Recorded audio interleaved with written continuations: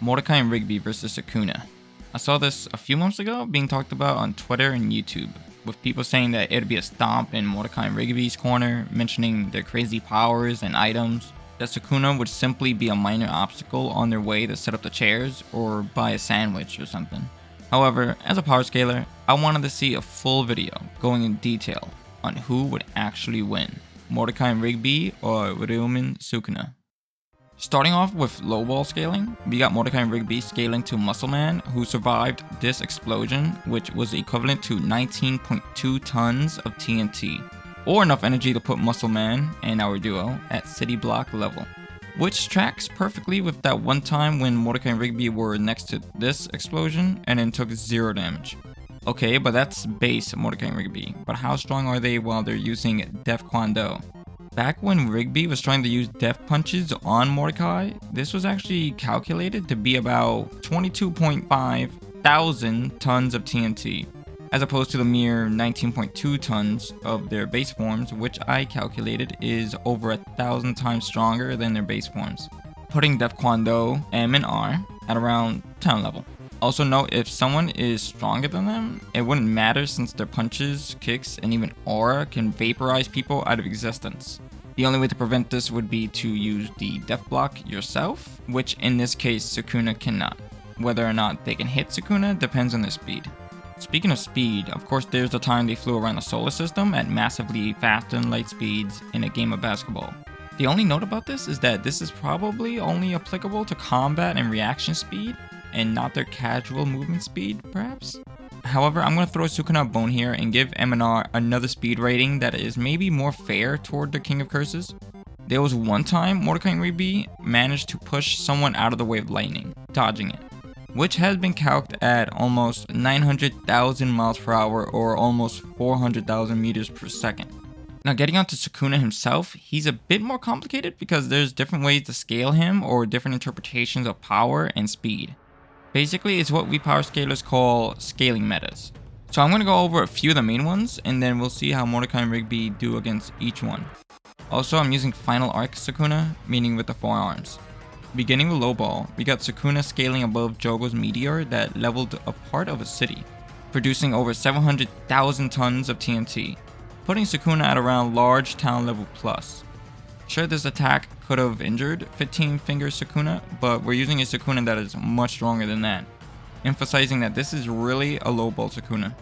As for speed, he is seen later speed blitzing Maki Zenin, someone who casually outsped someone who was stated to be Mach 3, or 3 times the speed of sound. Speed blitzing this is around supersonic plus, making Sukuna really slow against Mordecai and Rigby, who could dodge lightning at the least. Now getting on the mid-ball scaling, we got Sukuna scaling to Gojo, who generated an earthquake that produced at least 10 billion tons of TNT worth of energy, putting Gojo and thus Sukuna at island level. Another argument for island level is that this cursed spirit named Dagon, within his domain expansion, made an entire island with an ocean next to it. The argument being that if he had the power to make this island and thus characters who stop Dagon in a fight and have way more cursed energy should be able to destroy this island. Those characters being, of course, Gojo and Sukuna. Then getting on the speed, we have Toji Zenin here reacting and dodging lightning, later being seen with 0 damage to himself or his clothes. Maki is then stated to be equal to Toji, who Sukuna then speed blitzes later on, as I mentioned before. Then the highball speed for Sukuna is him once again scaling to Gojo, who was moving inside the prison realm, which was stated to have no time in it, giving Gojo and thus Sukuna infinite speed. I could go into highball attack potency or power level, but as you can tell, it's not needed. Finally getting to the actual fight itself, if we're giving Mordecai and Rigby only the Def Kwando forms and none of their equipment, what we got is a fight where Sukuna is vastly stronger than Mordecai and Rigby, even with low ball scaling, but you would have a tough time trying to catch them or land a hit due to their superior speed. Meanwhile, if they were to catch Sukuna with a single punch, Sukuna is likely getting vaporized. The one thing saving Sukuna here is that Mordecai and Rigby wouldn't know how to dodge the slashes, since not even the best of Jujutsu sorcerers could see or sense Sukuna's curse technique. Only 2 characters the entire verse could even see and then dodge them, them being Mahoraga and Maki Zenin.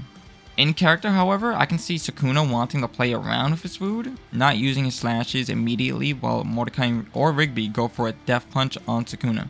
surprising the King of Curses with their speed and vaporization, killing him before he chooses to get serious and spam slashes. So in character, lowball Sukuna with supersonic speed would lose, but if bloodlusted, would cut them to minces. However, if we say Sukuna is lightning or light speed for reacting to Amber Beast Kashimo, he would casually destroy our duo similar to how he treated Joga. However, if we go full blown highball with these three and give them all their best equipment as well, what would happen?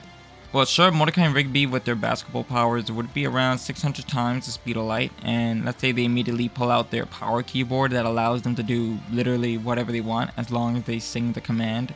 Sukuna with his infinite speed would destroy them before they can even do anything.